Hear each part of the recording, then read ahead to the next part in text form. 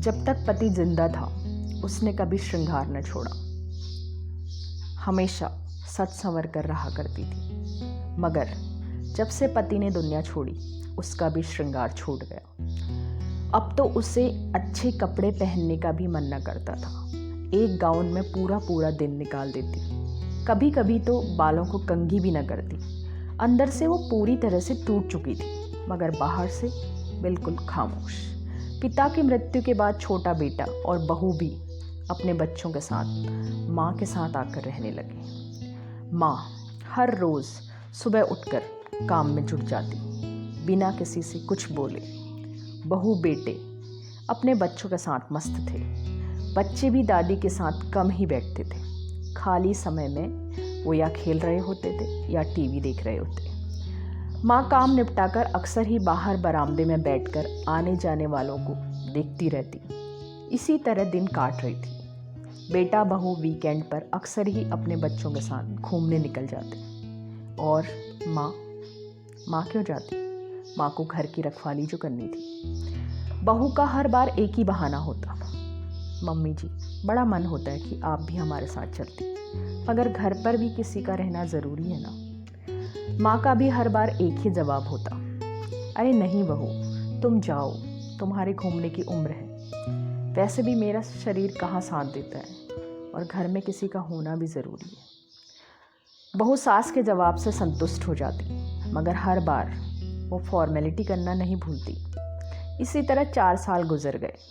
अब बच्चे भी 8वीं 10वीं में पहुंच गए, मगर माँ की दिनचर्या में कोई बदलाव नहीं आया, जैसे वो अपने शरीर को ढो रही हो। वो बिल्कुल अकेली थी। बेटा अपने काम में व्यस्त, बहू अपने कामों में। माँ के साथ बैठने का समय दोनों में से किसी के पास न था। इंसान जब बूढ़ा होने लगता है तो उसे अपनों के स्नेह भरे स्पर्श और शब्दों के सहारे की ज़रूरत पड़ने लगती है। शायद अक्सर बच्चे, बेटा, बहू अपने माता पिता की इस आवश्यकता को नज़रअंदाज कर देते हैं। बाकी सारी आवश्यकताएं पूरी हो जाती हैं, मगर जो उन्हें चाहिए शायद वो ही उन्हें दे पाने में सब अक्षम होते हैं। ये विडंबना नहीं तो और क्या है। वो भीतर का खालीपन अंदर ही अंदर माँ को खा रहा था।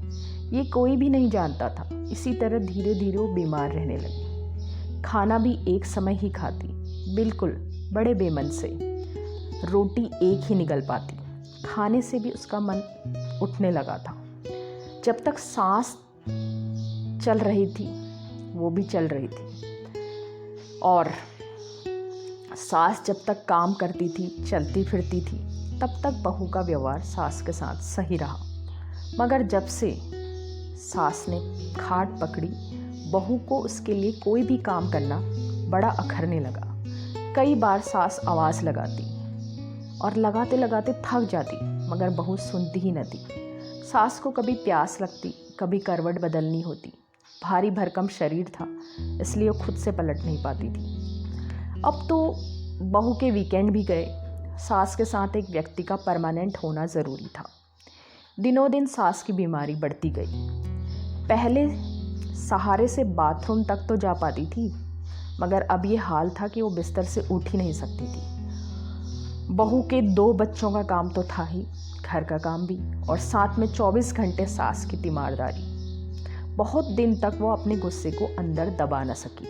एक दिन उसका पति ऑफिस से घर पहुंचा तो उस पर फट पड़ी, मैं नहीं देख सकती तुम्हारी माँ को, उसका इंतज़ाम कर लो। जीवन में कोई सुकून नहीं बचा मेरे। अब तो ये भी विश्वास नहीं होता मैं इंसान हूँ या मशीन हूँ। करो अपने माँ का इंतज़ाम। ये सालों से ऐसे ही बिस्तर में पड़ी है और ऐसे ही बिस्तर में पड़ी रही तो मेरा जीवन तो इसी के साथ ख़त्म हो जाएगा। बहू इतनी ज़ोर से चिल्ला रही थी कि सास के बारे में ऐसा बोल रही थी तो सास के कानों में सारी बातें साफ पड़ रही थी। मगर वो असहाय लाचार क्या कर सकती थी? सिर्फ ईश्वर से प्रार्थना की, मुझे उठा ले। बेटे ने बहू को किसी तरह शांत करवाया और इधर उधर फ़ोन लगाने लगा। अगले दिन सुबह एम्बुलेंस आई और माँ को लेकर चली गई। बेटे ने माँ को हॉस्पिटल में एडमिट करवा दिया। कुछ दिन माँ नर्सों की देखभाल में जनरल वार्ड में रही। अचानक एक दिन उसके सांस बंद हो गई। उसे तुरंत वेंटिलेटर पर रखना पड़ा। बेटा रोज़ एक चक्कर माँ को देखने जाया करता था। माँ ऑक्सीजन पर थी, उसके बिना उसका सरवाइव करना इम्पॉसिबल था। महीनों हॉस्पिटल में बीते, मगर ना माँ मरती थी ना ठीक होती थी। हॉस्पिटल का बिल आसमान छूने लगा। बेटे को समझ नहीं आ रहा था अब क्या करे। माँ तो मरेगी नहीं, मगर मुझे ज़रूर कंगाल करके छोड़ेगी। दिवाली का त्यौहार आया, घर घर दीप जले। माँ हॉस्पिटल में लाइफ सपोर्ट सिस्टम पर थी। उस दिन हॉस्पिटल में भीड़ कम थी, सब लोग दिवाली के त्यौहार में व्यस्त थे। स्टाफ कम था, नर्सें भी कम थी, इसलिए एक पेशेंट से दूसरे पेशेंट के पास आती जाती थी। बेटा माँ से मिलने आया। नर्स ने उसे देखा तो थोड़ी तसल्ली हुई और वो दूसरे पेशेंट को देखने चली गई। कुछ ही देर बाद बेटा भागा भागा नर्स के पास आया और घबराई हुई आवाज़ में चिल्लाकर बोला, जल्दी आओ, माँ का ऑक्सीजन मास्क हट गया है। नर्स थोड़ा हैरान हुई, मगर कैसे? वो दौड़ दौड़ कर माँ के रूम पर पहुंची। जल्दी से पहले उतरा हुआ ऑक्सीजन मास्क वापस लगाया, फिर माँ की नब्ज चेक की, लेकिन जीवित के कोई चिन्ह नज़र नहीं आ रहे थे। छाती में स्टेथोस्कोप लगाया, मगर धड़कन गायब थी। तब तक डॉक्टर पहुंच चुका था। उसने भी अपनी ओर से ऑब्जर्व किया और कुछ सोचकर फिर बोला, I am sorry, she is no more. बेटा बुत-सा खड़ा ही रह गया। डॉक्टर नर्स पर चिल्ला रहा था, ये कैसी लापरवाही है, ये कैसे हो गया? नर्स बोली, सर मैं तो सब कुछ अच्छे से चेक करके इनके सामने। उसने बेटे की ओर इशारा किया। निकली थी।